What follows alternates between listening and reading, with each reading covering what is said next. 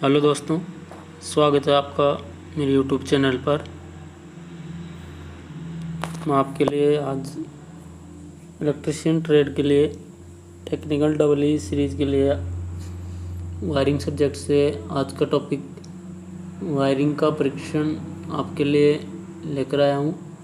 तो जैसा कि आप सभी को पता है कि वायरिंग सब्जेक्ट में हमने इससे पहले घरेलू वायरिंग, व्यावसायिक वायरिंग, उसके प्रकार, उसमें जो अलग अलग प्रकार हैं उनके रेटिंग्स हैं, वहाँ तक हमने स्टडी की है। तो अब हम वायरिंग का जो है सबसे मोस्ट टॉपिक है, टॉपिक छोटा है बट इम्पोर्टेंट है। तो आप सभी से अनुरोध है कि वीडियो को स्किप नहीं करें और कंप्लीट देखें और बताई गई सभी बातों को ध्यानपूर्वक सुनें, जिससे कि आपके आने वाले कोई भी कॉम्पिटिटिव एग्ज़ाम में आप इस तरह से वायरिंग के जो ये क्वेश्चन हैं, ये डेटा आधारित क्वेश्चंस हैं जिनके अकॉर्डिंग आप इनको नोट में रखते हुए कॉम्पिटिटिव एग्ज़ाम में क्वेश्चन को इजीली फाइट कर सकते हो, क्वेश्चन को आराम से कंप्लीट कर सकते हो। तो आप इसको विशेष रूप से नोट रखें।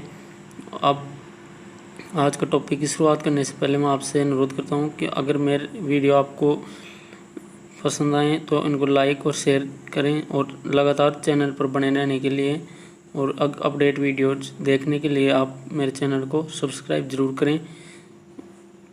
चलिए आज का टॉपिक शुरुआत करते हैं। यह आपका आज का टॉपिक है विद्युत अधिष्ठापन परीक्षण, टेस्टिंग ऑफ इलेक्ट्रिकल इंस्टॉलेशन। तो टॉपिक की शुरुआत करने से पहले मैं आपको, जैसे टॉपिक का नाम ही दिख रहा है, ये वेरी मोस्ट इम्पॉर्टेंट टॉपिक है वायरिंग का। इसमें मैं आपको बताने जा रहा हूँ जो वायरिंग के टर्म्स एंड टर्मिनोलॉजी जो है, जैसे क्या चीज़ याद रखनी है और क्या छोड़ना है, वो वाली बात है। इसलिए आप किसी भी बुक को प्रिफर करते हो या किसी ऑथर को प्रिफर करते हो या किसी भी एंगल से आप जैसे जो भी आपने नॉलेज गेन किया है वहाँ तक सब ठीक है, लेकिन एज ए कॉम्पिटिशनर जो क्वेश्चन आपको फेस करने को मिल सकते हैं तो वो आपको मैं यहाँ पे थोड़ा टैली करवाने जा रहा हूँ। तो आप इनको वीडियो को पूरा ध्यान से सुने, स्किप नहीं करें और बताई गई बातों को नोट करें। चलिए आज का टॉपिक शुरुआत करते हैं। Testing of insulation resistance. देखिए, इलेक्ट्रिकल इंस्टॉलेशन की जो टेस्टिंग करते हैं उसको हम टेस्टिंग कहेंगे, बट हम टेस्टिंग किस चीज़ की कर रहे हैं? Insulation resistance. यानी कि हमें पता है कि किसी भी वायरिंग में जो वायर्स जो लगते हैं उनका एक फिजिकल प्रॉपर्टी होती है कि वायर के अंदर क्या रहता है, एक वो जो पीवीसी का जो केबल है इसके अंदर एक वायर होता है। वायर जैसे आप जानते हो अलग अलग रेटिंग से अलग अलग साइज़ के होते हैं, तो वहाँ पे इनका एक रेजिस्टेंस होता है। और रेजिस्टेंस अगर वो तो ओनली जो करंट फ्लो होता है उस वायर का होता है। बाकी अगर पूरा केबल की बात करें, यानी कि पूरा वायर जिसको हम नॉर्मली वायर ही बोलते हैं, पीवीसी जो केबल होती है, जैसे आपकी 1.0 mm, 1.5 mm और 2.5 mm, 4.0 mm स्क्वायर में है ये सब। तो आप इनको ध्यान में रखें। एंड तो आप जैसे यहाँ पे ये देखेंगे तो इनमें सब में एक चीज़ कॉमन है क्योंकि उनके ऊपर एक इंसुलेशन होता है। तो वो इंसुलेशन प्रॉपर है कि नहीं है, या इस चीज़ को हम टेस्ट करते हैं। जो इनके लिए क्या है, ये कहलाता है इनका इंसुलेशन रेजिस्टेंस। अब इंसुलेशन रेजिस्टेंस के लिए या और भी इनमें आगे और भी टेस्ट होते हैं, तो उन सब के लिए कॉमन सा की नियम है IER 1956। तो इस नियम के बारे में, यानी कि इंडियन इलेक्ट्रिसिटी रूल्स 1956, इसके बारे में आप अधिक जानकारी के लिए मेरे चैनल पर प्लेलिस्ट में जाएं और पिछले वीडियोज में आपको भारतीय विद्युत अधिनियम 1956 के नाम से पूरा वीडियो आप वहां से देख सकते हैं। और जो भी बताई गई बातें हैं, चाहे वो यहाँ पे आपके आगे आ रही हैं बातें, और या फिर आप वहाँ उस वीडियो में IER 1956 के नाम से जो वीडियो है वहाँ पे उसमें ये बातें नोट कर सकते हो और यहाँ पे आपको रिवीजन करने को मिल रही हैं। तो इसको आप नोट में रखें। चलिए आगे बढ़ते हैं कि टेस्टिंग ऑफ इंसुलेशन रेजिस्टेंस जो होता है, ये इंसुलेशन रेजिस्टेंस जो वायर का होता है, यानी कि पूरी वायरिंग की बात करें तो पूरी वायरिंग का जो इंसुलेशन रेजिस्टेंस है, इंसुलेशन रेजिस्टेंस का मतलब ये होता है कि जैसे उस वायरिंग का जो भी रेजिस्टेंस है उसके अंदर जो करंट फ्लो होती है वो उसमें जो रुकावट डालता है वो रेजिस्टेंस है, अब वो कितना प्रॉपर है या कितना वीक है, तो वो अपन देखते हैं किससे, इंसुलेशन टेस्टर से। दैट मीन इंसुलेशन टेस्टर का ही दूसरा नाम क्या है, मेगर। तो मेगर से हम इंसुलेशन रेजिस्टेंस चेक करते हैं। तो ये एक तरह का इंसुलेशन रेजिस्टेंस टेस्ट करता है, और इसकी वैल्यू जो इंसुलेशन रेजिस्टेंस की है वही ओम में होती है, बट मेगा ओम में, यानी कि बहुत ज़्यादा इंसुलेशन रेजिस्टेंस होना चाहिए। तो आप इसकी यूनिट को भी ध्यान में रखें, इस इंस्ट्रूमेंट का भी नाम याद रखें, और इस जो वैल्यू जो मेजर कर रहे हो इसको भी आप ध्यान में रखें। तो इस मेगर के बारे में आपको विस्तृत रूप से, यानी आने वाले जो विद्युत मापन सब्जेक्ट है उसमें आपको इंस्ट्रूमेंट के बारे में पूरी डिटेल दी जाएंगी, कैसे मेजर करता है, क्या क्या होता है इसके अंदर पार्ट्स, इसका कंस्ट्रक्शन क्या होता है, इसका वर्किंग क्या है, वो सब चीज़ें आगे डिस्कस करने को आपको मिलेंगी। तो मेरे चैनल पर लगातार बने रहें, आगे वीडियोस में अपडेट होते रहें। तो आज के टॉपिक है अपना इंसुलेशन लीकेज टेस्ट। तो इंसुलेशन टेस्ट, अब जब इंसुलेशन अपन को टेस्ट करना है वहाँ पर एक फैक्टर है, या तो उसका इंसुलेशन प्रॉपर होना चाहिए। अगर इंसुलेशन प्रॉपर नहीं है तो उसमें क्या है, करंट प्रॉपर फ्लो नहीं हो रही, इसका मतलब है करंट वहाँ से आउटसाइड जा रही है, यानी कि लीक हो रही है। तो इसको बोलते हैं या तो इंसुलेशन टेस्ट या फिर लीकेज टेस्ट। अब जब ये इंसुलेशन टेस्ट या लीकेज टेस्ट ये किस किस के बीच में किया जाता है, यानी कि जब करंट फ्लो होती है कंडक्टर में, तो या तो कंडक्टर, और अगर लीक हो रही है तो किसके थ्रू है, यानी कि दीवार के पास में या अर्थ के साथ में। तो ये जो है कंडक्टर और अर्थ के बीच में हम टेस्ट करते हैं, और दूसरा करते हैं कंडक्टर टू कंडक्टर। तो इंस्ट्रूमेंट का नाम है मेगर या इंसुलेशन टेस्टर या इंसुलेशन रेजिस्टेंस मेजरिंग डिवाइस, जो भी बोल सकते हैं हम, और भू प्रतिरोध मापक भी बोल सकते हैं। अर्थ रेजिस्टेंस का मापन भी करता है, उसको भी अपन मेगर ही बोलते हैं, बट यहाँ पे सिंपल सा एक वर्ड है मेगर, आप याद रख सकते हैं।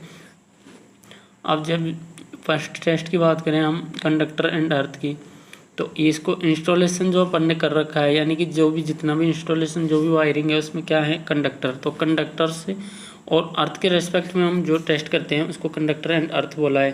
तो इसी के दो नाम हैं, ये आप ध्यान में रखें। कई जगह इनका इंस्टॉलेशन एंड अर्थ लिखा हुआ मिलेगा, कई बार आपको कंडक्टर एंड अर्थ लिखा हुआ मिलेगा।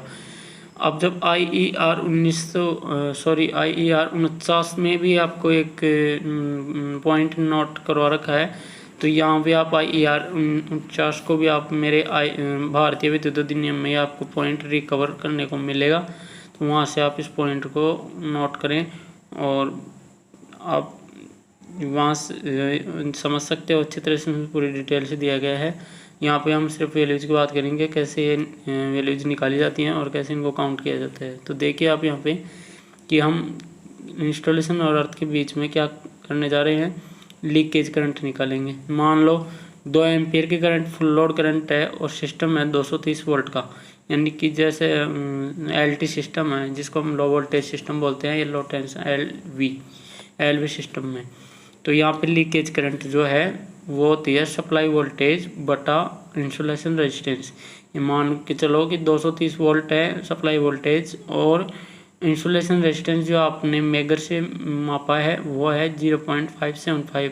तो आपका 230 बटे 0.575 कितना हुआ, 0.4 मिली एम्पियर। तो ये आपका जैसे क्या आया है, लीकेज करंट। तो लीकेज करंट हमेशा बहुत ही कम होती है, ये भी आप नोट रखें। और इंसुलेशन रेजिस्टेंस क्या होता है, बहुत ही ज़्यादा।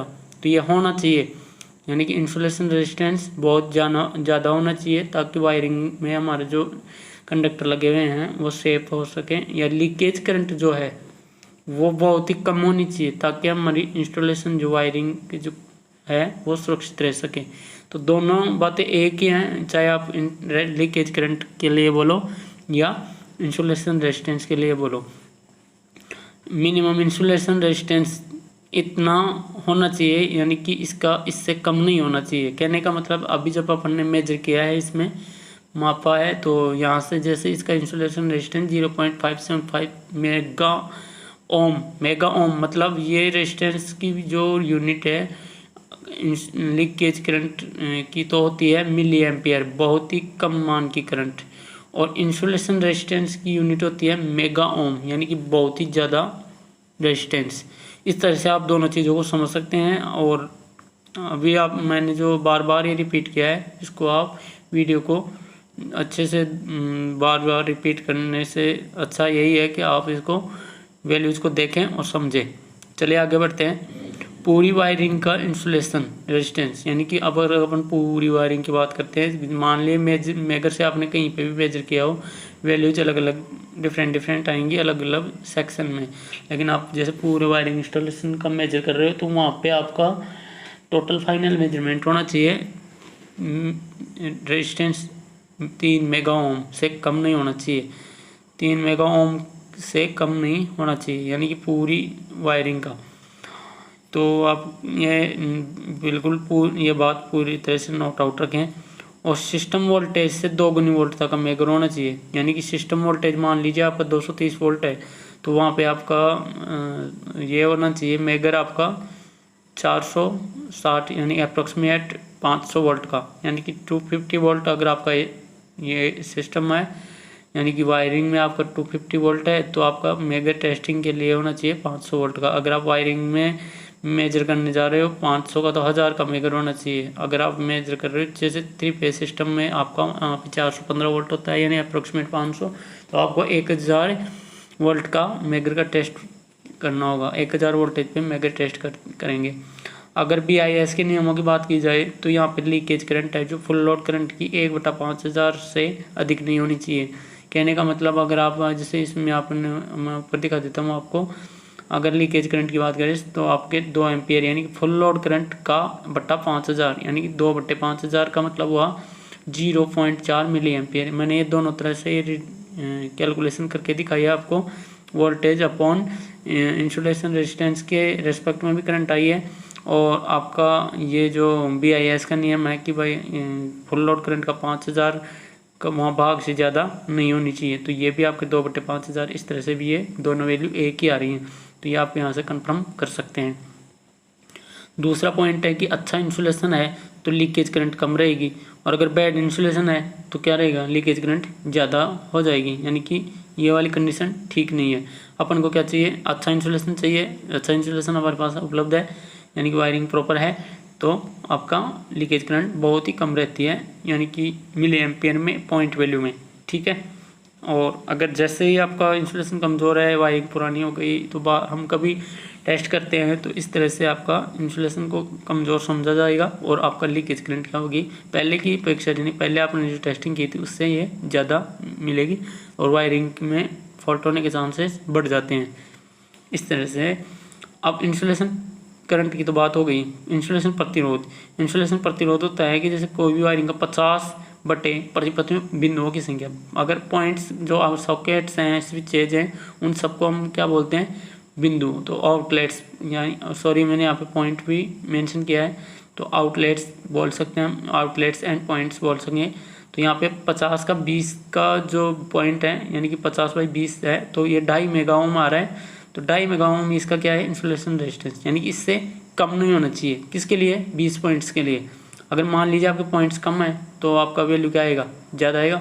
अगर और ज़्यादा पॉइंट है तो इंसुलेशन रेजिस्टेंस क्या आएगा, और कम आएगा। तो जैसे आप इसमें 10 का भी रखेंगे ना वैल्यू, तो 5 मेगा ओम आएगा। तो 10 पॉइंट्स के लिए 5 मेगा ओम से कम नहीं होना चाहिए। इस तरह से आप वैल्यूज रख के इसमें समझ सकते हैं। ये आप पॉइंट अवश्य ध्यान में रखें। अब टेस्ट फॉर वायरिंग, यानी कि हम वायरिंग के लिए बहुत सारे टेस्ट करते हैं, जैसे कंडक्टर एंड अर्थ का किया, कंडक्टर टू कंडक्टर का भी करते हैं इसी तरह से। अब जो मैं आपको बेसिक टेस्ट बताने जा रहा हूँ, जो हमारे माइंड में ऑलवेज होने चाहिए। अगर मान लीजिए कोई सर्किट का ओपन सर्किट टेस्ट करेंगे, तो वहाँ पे मेगर का जो वैल्यू है, वैसे आपको मेगर का डिटेल से उसमें मेजरमेंट में बताएंगे, बट यहाँ पे 0 जो है वो ऑन पोजीशन है और इनफाइनाइट है ऑफ। तो आपका सर्किट, ये आप याद रख लें ये कन्फर्मेशन है, ये डेटा आपके ऐसे हैं कि जो जैसे कई बार हमें गिनती याद रखने की ज़रूरत होती है ना, 1 से 10, तो इस तरह से आप इनको याद रख सकते हैं। अगर कोई 0 है यानी कि ऑन कंडीशन में मेगर की रीडिंग आनी चाहिए 0 और ऑफ कंडीशन में अनंत, तो आपका सर्किट क्या है जहाँ पे आप टेस्ट कर रहे हो वो बिल्कुल ओके है, सही है। और सर्किट हेल्दी का मतलब होता है, जैसे ग्रीन कलर में दिखा रखा है मैंने, हेल्दी का मतलब सर्किट ओके है, यानी कि उसमें वायरिंग में कोई फॉल्ट नहीं है, यानी कि ओपन सर्किट भी नहीं है। अब शॉर्ट सर्किट की बात करें तो शॉर्ट सर्किट में क्या है कि जैसे ऑफ रहेगा ना मेगर, तो उस टाइम पे ये 0 बताएगा और बताना नहीं चाहिए, यानी कि ऑफ कंडीशन में अनंत बताना चाहिए, अनंत रीडिंग आनी चाहिए। तो ये आपका सर्किट सही नहीं है, इस यहाँ पे तो क्या है फॉल्टी सर्किट है और यहाँ पे शॉर्ट सर्किट कन्फर्म है। आप पोलैरिटी टेस्ट की बात करें तो पोलैरिटी में जैसे आपका नियॉन साइन लैंप होता है छोटा, जो टेस्टर होता है नियॉन टेस्टर बोलते हैं, तो यहाँ पे ये ग्लो करेगा, यानी कि फेज की जो सॉकेट का जो फेज वाला कॉलम होता है उसमें हम लगाएंगे तो यहाँ पे ये ग्लो करेगा। और अब अर्थ कंटिन्यूटी की बात की जाए, अर्थ कंटिन्यूटी टेस्ट सबसे मोस्ट इम्पोर्टेंट टेस्ट है। जैसे फेज से अर्थ हम चेक करना चाहें तो, और कंड्यूट से अर्थ चेक करना चाहें तो यहाँ पे 2 टेस्ट होते हैं, एक फेज से अर्थ फॉल्ट का पता किया जाता है और एक कंड्यूट से अर्थ फॉल्ट का पता किया जाता है।